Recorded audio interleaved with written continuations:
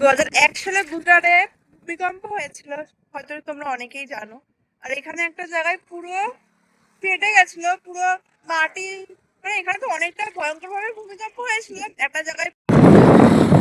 এই দেখো, এটা পুরো এখান থেকে দুভাগ হয়ে গেছে। এটা বৃষ্টি হলে এটা এই জায়গাটা আরো বেশি সুন্দর লাগতো, ওখান থেকে জল ঝর্ণার মতো পড়তো।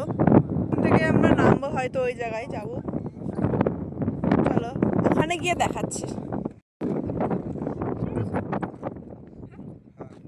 2001 সালে এই মাটি ভাগ হয়ে গেছে, সেই জায়গায় আজকেও ঘুরতে নিয়ে এসেছে। 2001 সালে না মনে হয়।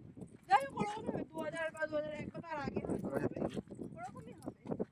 আর ওই নিচে যাবো, ওই নিচে সে যাবো, কেন যাবো? এখানে যাবো, এখানে যাবো। হ্যাঁ, ওই জায়গায় চলো।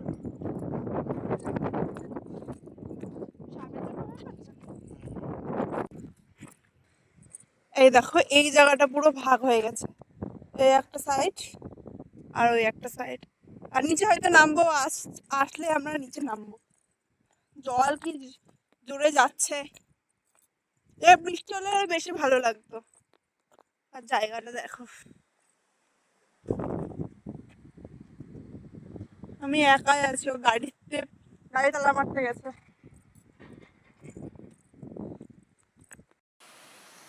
Guys, আমি যাচ্ছি এখন। এই যে এটা উপর জায়গায়, আর এখান দিয়ে সুন্দর ঝর্ণার মতো জল পড়ছে। আর হেবি সুন্দর লাগছে। কিন্তু এখানে হাত দেবো না, কেমন একটা নোংরা নোংরা লাগছে। ট্রেনে ট্রেনে জল হবে। দেখো আমরা কত স্ট্রাগল করে এসেছি, ওদিকটা দেখাও যে কতটা উপরে উঠেছি।